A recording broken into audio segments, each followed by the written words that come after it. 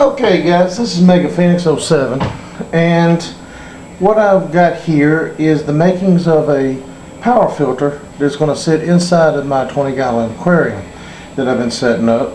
And a lot of y'all have been following along with this, and so here's all I did. I got this little part from my roommate. He bought a salad at I believe it was Kroger or somewhere. You can get these anywhere. And they come in all different basic shapes and sizes, and I saw this one. I thought, hey, that would be perfect. So basically this is going to be the body of my filter. Now the problem with this top is it's clear, but fortunately the bottom is all black. Now the reason I say that is the bacteria that's used to break down ammonia and nitrates don't really care to be in the sunlight. Okay, and if you've seen my hood, you know that it puts off a pretty good amount of light, and the bacteria probably would not care too much to have all that light on them. So what I did was I flip it upside down, and I have my intake here, and this is my outtake. Alright, now the intake was made with a regular soda bottle. Alright, I'm going to show you what I did. I took this, I basically just cut the top off. Now that part of the bottle is not going to be used anymore, but what I do is kind of trim it down some more. You know, you don't want this to take up a whole lot of room inside your filter. You want to maximize your spaces, so to speak. So basically just trim it down, and I basically, where the neck starts, where it swells out from the neck, I usually try to trim it down to about right there. And of course I probably need a better pair of scissors, but that's alright. And I just do it like that. Now that's all I need. Okay, I'm going to take the top off if I can. Now hold on to your top. You're not through with this. In fact, you will be using this through the entire make of your filter if you do it this way. Alright, now to make these holes, and you'll notice I got them nice and circular. Basically what I did was I got some sockets, some old sockets of mine, and I have a heat gun, and I heated them up real good, and I pressed it down, and I had to work it and melted the holes through. Okay, now this lip right here on this is basically what I sized my socket to. That way I could screw these threads in. Okay, now I took some silicone and wrapped it all the way around underneath these threads right in here. Basically it's not to keep it from leaking. Okay, this whole thing is going to be underwater, so I don't really care if it leaks. Okay, but mainly what I want it for, and you'll see it here, is gluing this part to the body. Okay, and that's important, and I'll show you why here in a minute. Okay, one thing, when you run your bead around and you screw it in there, it's going to be loose. So what you want to do is, that's where you're going to take your top and you're going to screw it on. Okay, and you want to get it, you know, pretty tight. Okay, that's pulling everything up, and that silicone will form, holding it right where you want it. Okay, and let it set for about 24 hours. Hold on to your cap. You're not going to be through with this cap. Okay, and I will show you why in just a few minutes. Alright, so now I got that set up. Now for my pump, and this is a little statue pump. Okay, used for, you know, little bitty statues and fountains and stuff like that.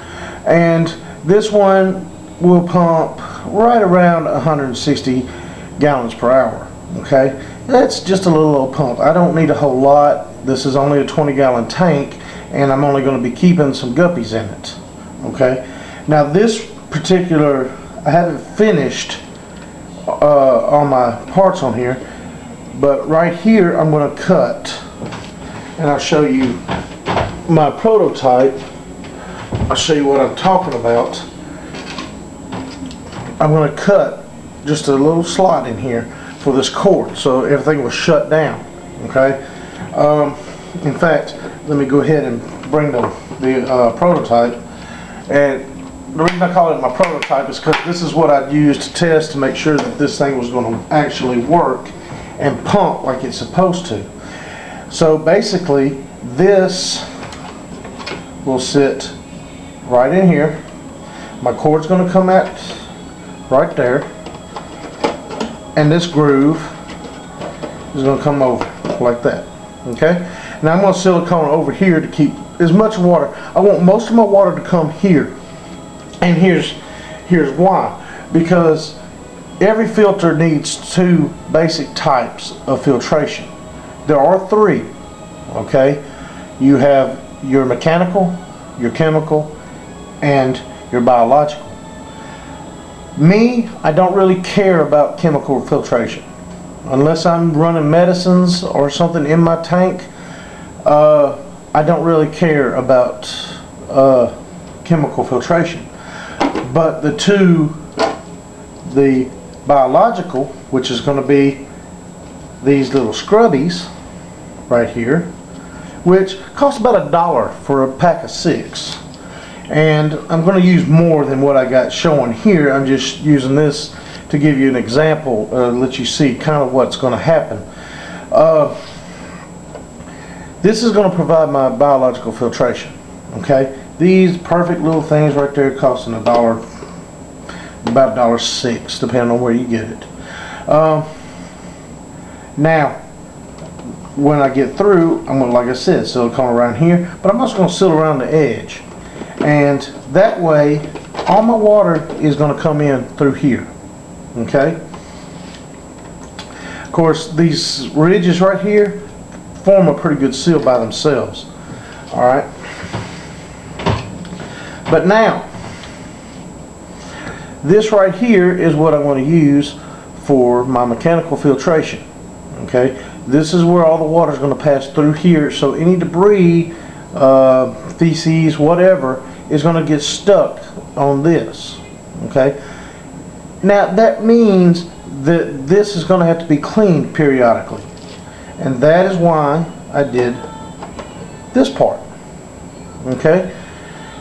Remember when I told you keep your cap? You're going to need this. Okay? Now, there's two ways you can prep your cap. This one, I'm going to show you, I cut completely off. I took a Dremel and I used a bit and I cut the top completely off of the top. Okay? So it's completely open. Now this one was actually designed for a sponge filter that I decided to use on this. And this is the one I tested and it worked perfect. But you can see, or I hope you can see, that I only drilled 4 little holes in there. Okay? Well, fairly sized holes for the size cap I'm using.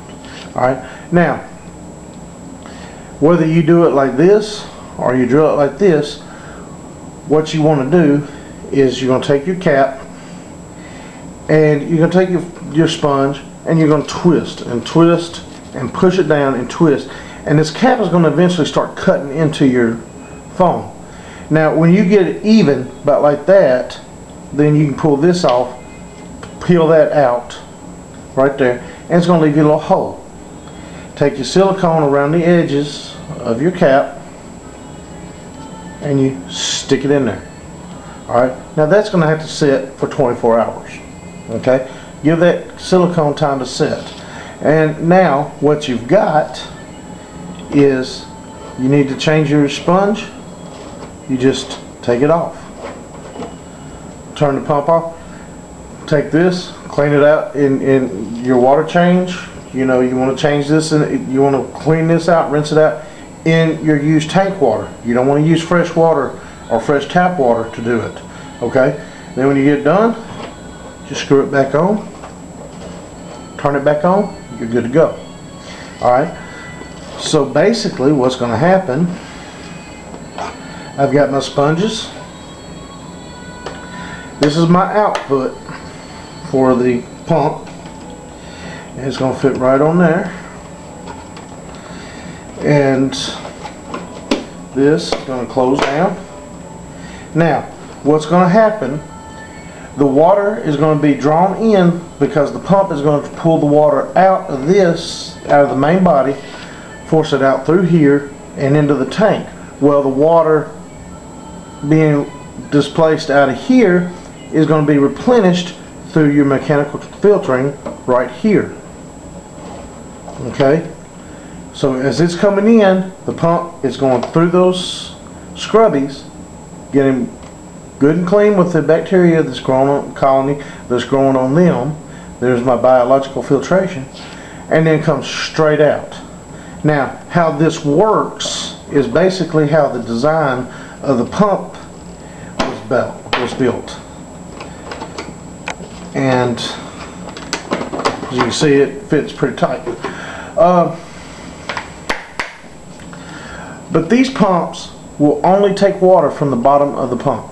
Okay, so the water coming in from the top is going to be forced to go through these, and it's going to sit around through these, and then eventually come under here and get sucked up and taken out.